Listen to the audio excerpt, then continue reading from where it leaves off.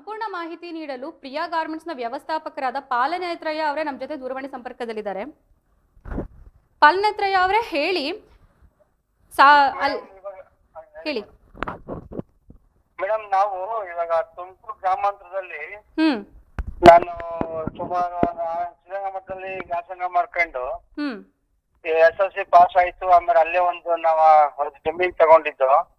ಅಲ್ಲೇ ಜಮೀನ್ ತಗೊಂಡು ಅಲ್ಲೇ ಗೂಳೂರು ಹೋಬಳಿ ತುಮಕೂರು ಗ್ರಾಮಾಂತರ ಗೂಳೂರು ಹೋಬಳಿ ಅರಳು ಗ್ರಾಮ ಪಂಚಾಯತಿ ಬೈಸೂರ್ಲ ಗ್ರಾಮದಲ್ಲಿ ಒಂದು ಎಕರೆ ಜಮೀನ್ ತಗೊಂಡು ಅಲ್ಲಿ ನಾವು ಒಂದು ಇಂಡಸ್ಟ್ರಿ ಮಾಡ್ಕೊಡ್ಬೇಕು. ಹೆಣ್ಮಕ್ಳಿಗೆ ಬಡ ಹೆಣ್ಮಕ್ಳಿಗೆ ತುಮಕೂರು ಹೋಗಿ ಆಮೇಲೆ ಹೊರಗಡೆ ಇಲ್ಲಿ ಬೆಂಗಳೂರು ಹೋಗಿ ನೆಲಮಂಗಲ ಹೋಗಿ ಈ ಕಡೆ ಎಲ್ಲ ಕೆಲಸ ಹೋಗ್ತಾರೆ. ಇಲ್ಲೇ ಸ್ಥಳೀಯವಾಗಿ ಯಾಕೆ ಮಾಡಬಾರ್ದು ಅಂತ ಹೇಳ್ಬಿಟ್ಟು ನಾವು ಲೋಕಲ್ ಜನಕ್ಕೆ ಮಾಡ್ಕೊಟ್ವಿ. ಒಂದು ಸುಮಾರು ಇನ್ವೆಸ್ಟ್ ಮಾಡಿ ನಾವು ಬಡತನ ಕುಟುಂಬದಲ್ಲೇ ಮಾಡಿ ಬಡ ಜನಕ್ಕೆ ಕೊಡ್ಬೇಕು ಅಂತ ಹೇಳಿ ನಾನು ಏನು ಸಾಹುಕಾರ ಅಲ್ಲ. ನಾನು ಕುಟುಂಬದಲ್ಲೇ ಬಂದು ಬಡ ಜನಕ್ಕೆ ಕೆಲಸ ಕೊಡ್ಬೇಕು ಅಂತ ಹೇಳಿ ಗಾರ್ಮೆಂಟ್ಸ್ ತೆರೆದು ಒಂದು 23-24 ಕೋಟಿ ಬಂಡವಾಳ ಹಾಕಿ ಕ್ಲೀನ್ ಮಾಡ್ಕೊಟ್ಟು ಬ್ಯಾಂಕ್ ಕೂಡ ಲೋನ್ ತಗೊಂಡ ಕಟ್ಟೋದಕ್ಕೆ ತಗೊಂಡ್ರೆ ನಾವು ಗೊತ್ತು. ನಾವ್ ಹೆಣ್ಮಕ್ಳಿಗೆ ಕೆಲಸ ಕೊಟ್ಟು ಏನ್ ಮಾಡ್ತಾರೆ, ಇವ್ರೇನ್ ಮಾಡ್ತಾರೆ, ಕೆಲವು ಜನ ಸಹಿಸಲಾರ್ದಲೆ ಪ್ರೊಡಕ್ಷನ್ ಇವಾಗ ನಮ್ಗೆ ಏನ್ ಮಾಡ್ತೀವಿ ಅಂದ್ರೆ ನಾವೊಂದ್ ಜಾಬ್ ಫ್ಯಾಕ್ಟ್ರಿ ಮೊದ್ಲು ಹೋಗ್ತಮ್ಮ ನಾವು ಎಷ್ಟೊಂದು ಫ್ಯಾಕ್ಟ್ರಿ ಮಾಡಕ್ ಆಗೋದಿಲ್ಲ. ನಾವು ಗಾರ್ಮೆಂಟ್ಸ್ ಫ್ಯಾಕ್ಟ್ರಿ ಜಾಬ್ ವರ್ಕ್ ಮಾಡಿದಾಗ ಏನಾಗ್ತದೆ, ನಾವು ಇಲ್ಲಿ ಪ್ರೊಡಕ್ಷನ್ ಒಂದ್ ಏನಾಗಿರ್ತದೆ ಅಂದ್ರೆ ಒಂದು ಬ್ಯಾಚ್ಗೆ 500-600 ಪ್ರೊಡಕ್ಷನ್ ಇರ್ತದೆ. ಒಂದು ಬ್ಯಾಚ್ಗೆ ಅವ್ರೇನ್ ಮಾಡ್ತಾರೆ, ಪ್ರೊಡಕ್ಷನ್ ತೆಗಿದಲ್ಲೇ ನಮ್ಮನ್ನ ಸ್ವಲ್ಪ ಲಾಸ್ ಮಾಡಾಕ್ತಾರೆ ಎಲ್ಲ ಸೇರ್ಕೊಂಡ್ ಒಟ್ಟಿಗೆ.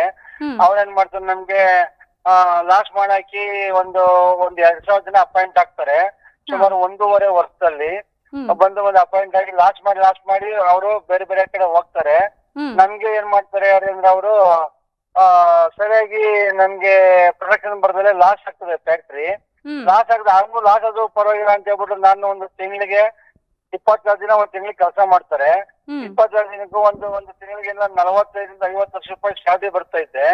ಆ ಸ್ಯಾಲರಿ ನಾನು 27 ಲಕ್ಷ 23 ಲಕ್ಷ ಅವರು ವರ್ಕ್ ಆಗುತ್ತೆ ಅಷ್ಟೇ. ಅಲ್ಲಿ ನಾನು ಪ್ರತಿ ತಿಂಗಳ 24 ಲಕ್ಷ 25 ಲಕ್ಷ ರೂಪಾಯಿ ದುಡ್ಡು ನಾನು ಹಾಕೊಂಡೇ ಬರ್ತಾ ಇದ್ದೀನಿ.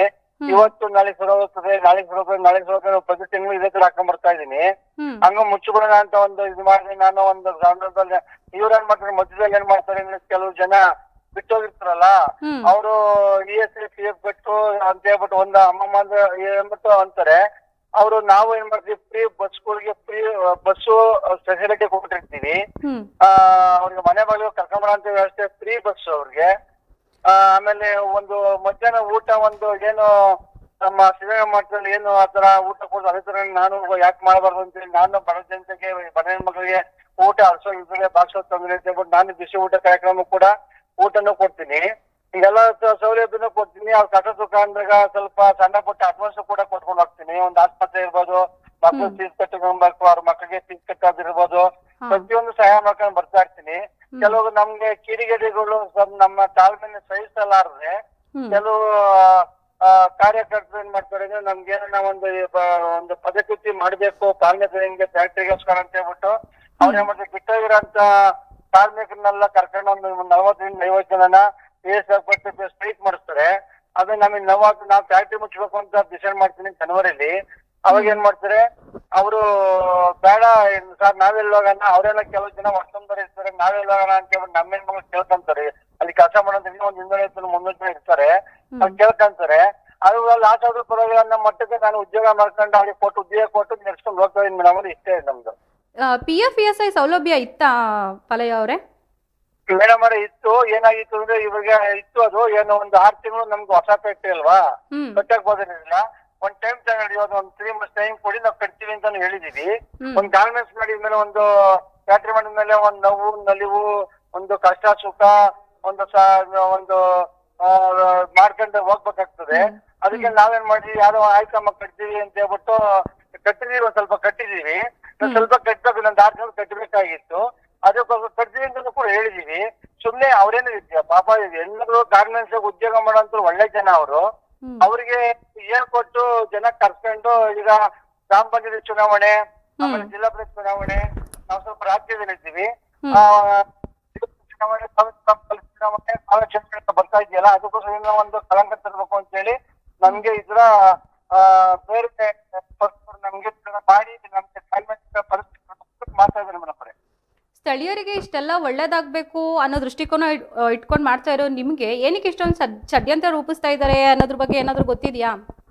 ಮೇಡಮ್ ನಾನು ಬಿಜೆಪಿಯಲ್ಲಿದ್ದೆ, ಪಕ್ಷದಲ್ಲಿದ್ದೆ. ಸ್ವಲ್ಪ ಪ್ರಭಾವಿ ಮುಖಂಡನಾಗಿ ಸ್ವಲ್ಪ ಕೆಲಸ ಮಾಡ್ಕೊಂಡು ಹೋಗ್ತಾ ಇದ್ದೆ. ಆಮೇಲೆ ಏನಾಯ್ತು, ನಮ್ಗೆ ಗೌರಿಶಂಕರ್ ಅಂತ ಇದಾರೆ, ಚೆನ್ನಗಪ್ಪರ ಅರಣ್ಯ ಮಂತ್ರಿಗಳ ಮಗರು ಗೌರಿಶಂಕರ್ ಅಂತ ಇದಾರೆ. ಅವ್ರ ಜೊತೆಗೆ ನಾನು ಸೇರ್ಕೊಂಡೆ. ಅವ್ರು ಒಳ್ಳೆ ಕೆಲಸ ಎಲ್ಲ ಮಾಡ್ತಾರೆ. ಒಳ್ಳೆ ಒಂದು ಗ್ರಾಮಾಂತರಕ್ಕೆ ಒಳ್ಳೆ ಕೆಲಸ ಕಾರ್ಯ ಮಾಡ್ತಿದ್ರೆ ನಾ ಕೈ ಜೋಡಿಸ್ಬೇಕು ಅಂತ ಕೈ ಜೋಡಿಸ್ಕೊಂಡು ಒಂದು ಆರೋಗ್ಯ ಶಿಬಿರ ಇರ್ಬೋದು, ಒಂದು ಕೊರೋನಾ ಬಂದ ಸಂದರ್ಭದಲ್ಲಿ ಕೋಟ್ಯಾಂತರ ರೂಪಾಯಿ ಇನ್ವೆಸ್ಟ್ ಮಾಡಿ ಕಿಟ್ ಕೊಟ್ಟಿರೋಂಥದ್ದು ಇರ್ಬೋದು, ಆಮೇಲೆ ಅವ್ರಿಗೆ SSLC ಪಾಸ್ ಆದವ್ರಿಗೆ ಒಂದು ಬಹುಮಾನ ಕೊಡುವಂತ ಇರ್ಬೋದು, ದೇವಸ್ಥಾನ, ಮನೆಯ ಮಠ, ಕಾಯಿಲೆ ಕಸಾಬು ಬಂದಾಗ ಸಹಾಯ ಮಾಡೋಂತ ಇರ್ಬೋದು. ಅಂಥದ್ರಲ್ಲಿ ಸೇರ್ಕೊಂಡು ನಾನು ಬೇರೆ ಏನೋ ಸಮಾಜ ಸೇವಕನಾಗಿ ಅಂತ ಒಂದು ಸೇರ್ಕೊಂಡೆ. ಅದನ್ನ ಬೇರೆ ಪಕ್ಷದವರು ಸಹಿಸಕ್ಕಾಗದರೆ ಈ ಕೆಲಸ ಮಾಡಿದ್ದಾರೆ ಮೇಡಮ್ ಅವರೇ.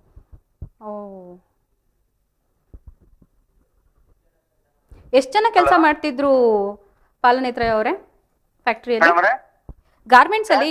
ಮೇಡಮ್ ಅವರೇ ಒಂದು 350 ಜನ ಕೆಲಸ ಮಾಡ್ತಾರೆ ಮೇಡಮ್ ಅವರೇ.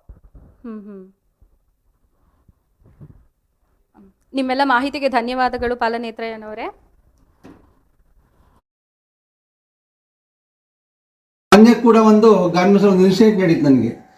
ಏನಂದ್ರೆ ಆಲೇ ನಮಗಿಲ್ಲಿ ಖಾಸಗಿ ಚಾನಲ್ ಯಾರೋ ಒಬ್ಬರು ನನಗೆ ಗೊತ್ತಿಲ್ಲ, ಡಾಬಸ್ಪೇಟೆ ಕಡೆಯವರು, ಅವರು ಬಂದು ನಂಗೆ 15 ಡೇಸ್ ಬ್ಯಾಕು ನನಗೆ ಬಂದಿಲ್ಲಿ ಫ್ಯಾಕ್ಟ್ರಿ ತಗೊ ಬಂದರು.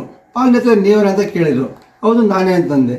ನೀವು ಗಾರ್ಮೆಂಟ್ಸ್ ತೆಗೆದಿದ್ದೀರಾ, ಒಂದು 60 ಜನ ಕೆಲಸ ಬಿಟ್ಟೋಗ್ರು ಅಂತ ನೀವು ಇಲ್ಲಿ, ಹಂಗಾಗಿ ಅವ್ರಿಗೆ ಏನೋ ವಿಂಡೋಸ್ ಕೊಡ್ತಿರೋದಂತ ಇಲ್ಲಿ ಡಾಬಸ್ಪೇಟೆ ಇತ್ತವ, ನಮಗೆ ಬಂದವರು ಹಿಂಗೆ ಸ್ಯಾಲ್ರಿ ಕೊಟ್ಟಿರೋ 3-4 ದಿನ ಅಂತ ಹೇಳ್ಬಿಟ್ಟು ಅವ್ರೇನು ಹೇಳಿಲ್ಲ, ಮಧ್ಯವರ್ತಿಗಳು ಹೇಳಿಸಿ ಆ ಥರ ಕೆಲಸ ಮಾಡೋಂಥದ್ದು. ಅವ್ರು ಬಂದು ಕರ್ಕೊಂಬಂದಿಲ್ಲಿ ನಮ್ಮ ಫ್ಯಾಕ್ಟ್ರಿ ಒಳ್ಳೆ ಫ್ಯಾಕ್ಟ್ರಿ ಚೆನ್ನಾಗಿರ್ತದೆ ಸಹಿಸ್ಕೊಂಡಲ್ಲಿ ಅವರು ನಮಗೆ ಸ್ಟ್ರೈಕ್ ಮಾಡೋ ಅಂಥ ಕೆಲಸ ಅವರು ಖಾಸಗಿ ಚಾನಲ್ ಒಬ್ಬರು ಮಾಡ್ತಾರೆ. ಅದು ನಂಗೆ ತುಂಬ ಬೇಜಾರಾಗಿದೆ ಅದ್ರ ಬಗ್ಗೆ. ಯಾಕಂದ್ರೆ ನಾನು ಇದುವರೆಗೂ ಗ್ರಾಮದಲ್ಲಿ ಒಂದು ಬಡವರಿಗಾಗಲಿ ಬಲ್ಲಿಗರಿಗಾಗಲಿ ಒಂದು ಗ್ರಾಮದಲ್ಲಿ ಒಂದು ಹೆಸರು ಮಾಡಿದ್ದೀನಿ ಹೊರತು ನಾನು ದುಡ್ಡುಗೋಸ್ಕರ ಯಾತೋ ಕೈ ಚಾಚಲ್ಲ ಒಂದು ಬಡವ್ರದ್ದು ಸರ್ವೆ ಮಾಡಿಸ್ಕೊಳ್ಬೇಕಾಗಲಿ, ದಾರಿ ಬಿಡಿಸ್ಕೊಳ್ಬೇಕಾಗಲಿ, ತಹಸೀಲ್ದಾರ್ ತಗೊಂಡು ಮಾಡಬೇಕಾಗಲಿ, ಎಸ್ ತಗೊಂಡು ಮಾಡಬೇಕಾಗಲಿ, DC ತಗೊಂಡು ಮಾಡಬೇಕಾಗಲಿ. ಆಮೇಲೆ ನಮ್ಮ ಗ್ರಾಮಾಂತರ ನಮ್ಮ ಗುರುಗಳು DC ಗೌರಿಶಂಕರ್ MLA ಅವ್ರ ಅಣ್ಣಂದ ಕರ್ಕೊಂಡೋಗಿ ಏನೇ ಕಷ್ಟ ಸುಖ ಕಾರ್ಪಣ್ಯ ಏನಿದ್ರು ಕೂಡ ನಾನು ಬಗೆಹರಿಸ್ಕೊಟ್ಟು ಕೆಲಸ ಮಾಡಿಸ್ಕೊಂಡು ಹೋಗ್ತಾರೆ. ಇದುವರೆಗೂ ಇದು ಒಂದು ಕಪ್ಪು ಚಿಕ್ಕಿಯಲ್ಲಿ ನಾನು ಗ್ರಾಮಾಂತರದಲ್ಲಿ ನಡ್ಕೊಂಡ್ಬಂದಿದ್ದೀನಿ. ಅದನ್ನು ಸಹಿಸ್ಕೊಂತ ಇಲ್ಲ. ಗ್ರಾಮದ ಚುನಾವಣೆ ಬಂತು, ಜಿಲ್ಲಾ ಪಂಚಾಯತ್ ಚುನಾವಣೆ ಬಂತು, ಆಮೇಲೆ ತಾಲೂಕು ಚುನಾವಣೆ ಬಂತು, ಅದಕ್ಕೋಸ್ಕರ ಅವ್ರು ಸಹಿಸ್ಕೊಂತ ಇಲ್ಲ. ಅದಕ್ಕೋಸ್ಕರ ಇದೆಲ್ಲ ಮಾಡಬೇಕು ಉದ್ದೇಶ, ಅದು ಕಪ್ಪು ಚಿಕ್ಕೆ ಮಾಡಬೇಕು ಅಂತ ಹೇಳ್ಬಿಟ್ಟು ಹೊರಟವ್ರೆ. ಮೊನ್ನೆ ಕೂಡ ಒಂದು ಗಾರ್ಮೆಂಟ್ಸ್ ಒಂದು ಇನ್ಸಿಡೆಂಟ್ ನಡೀತು ನನಗೆ. ಏನಂದ್ರೆ ಆಲೇ ನಮಗಿಲ್ಲಿ ಖಾಸಗಿ ಚಾನಲ್ ಯಾರೋ ಒಬ್ಬರು ನನಗೆ ಗೊತ್ತಿಲ್ಲ, ಡಾಬಸ್ಪೇಟೆ ಕಡೆಯವರು, ಅವರು ಬಂದು ನಂಗೆ 15 ಡೇಸ್ ಬ್ಯಾಕು ನನಗೆ ಬಂದಿಲ್ಲಿ ಫ್ಯಾಕ್ಟ್ರಿ ತಗೊ ಬಂದರು.